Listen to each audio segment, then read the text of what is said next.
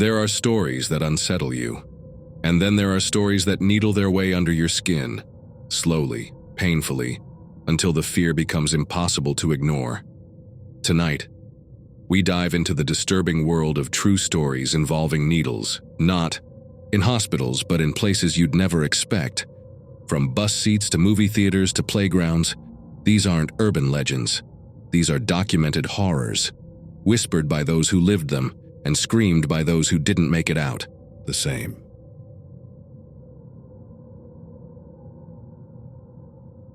Brenda R., a 28-year-old woman, had been waiting weeks to see the premiere of a psychological thriller at the downtown cinema.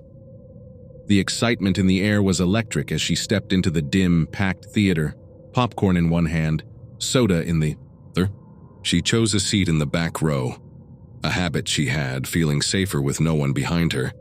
But what she didn't notice was the small glint of something metallic poking upward from the cushion. As the film started, Brenda felt a sharp prick on her thigh. It wasn't dramatic, more like a pinch. She winced but ignored it, chalking it up to a spring or a broken staple. But 30 seconds later, she felt something warm, wet. She stood up, and there it was, a used hypodermic needle, partially embedded in the seat cushion, blood still glistening on the tip. Panic overtook her. An usher was called, then an ambulance. But that wasn't the end. 3 weeks later, Brenda received a letter. You have tested positive for HIV. Follow-up tests are required. Though follow-ups later showed it was a false positive, the mental trauma was irreversible. Her sleep never returned. She never sat in public places again. Some say the needle was intentionally planted. Others believe it was a sick prank. But to Brenda, it was a lifelong sentence of paranoia.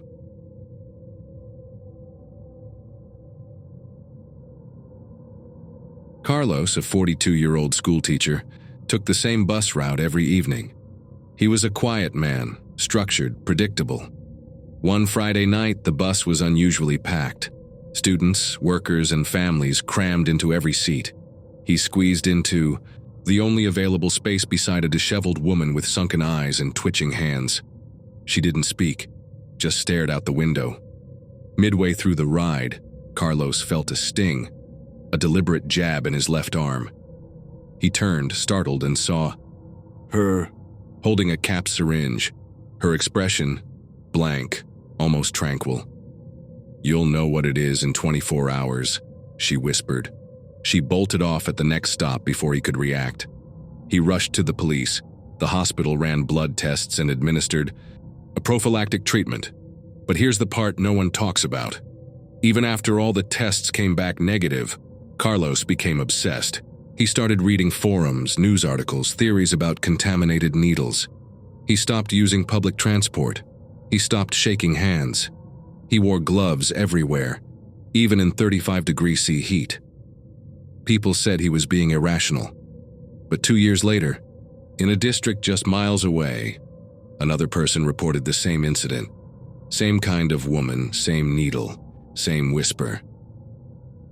To this day, Carlos believes he was targeted. Part of something larger. A syndicate, maybe. Or worse.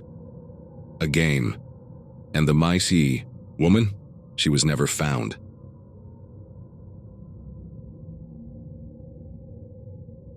It was a cool autumn morning when single mother Emma took her 4-year-old son Max to their neighborhood park.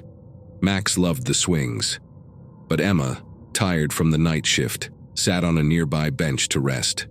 That's when she saw him, an elderly man in a tattered coat, hunched over a bench near the slide. He wasn't doing anything, just sitting, staring. She looked away. Moments later, Max ran up, clutching his hand. "Mommy, something poked me." Emma turned pale. Blood was trickling down his tiny palm. Embedded in his skin was a small needle, disguised within the crevice of the slide handle. Screaming, she rushed him to the ER. The doctors cleaned the wound and started treatment.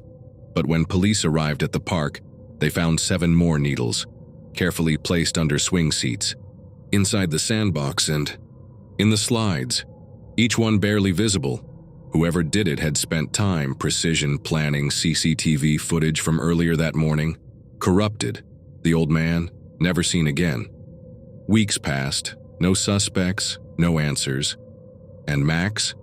He was okay physically, but he started having nightmares about shadowy figures with sharp fingers waiting in the park. Emma moved towns. She never took Max to a playground again, but what terrified her most wasn't what happened that day. It was what the nurse whispered. At discharge, "You're not the first one this week. Someone's doing this on purpose and they're not stopping." Needles were made to save lives, but in the wrong hands, they become tools of silent horror. The victims in these stories didn't walk into haunted houses. They were living their normal lives, until one sharp sting changed everything. So, next time you sit in a theater seat, step onto a bus, or watch your child at play, ask yourself, what might already be waiting there, just beneath the surface?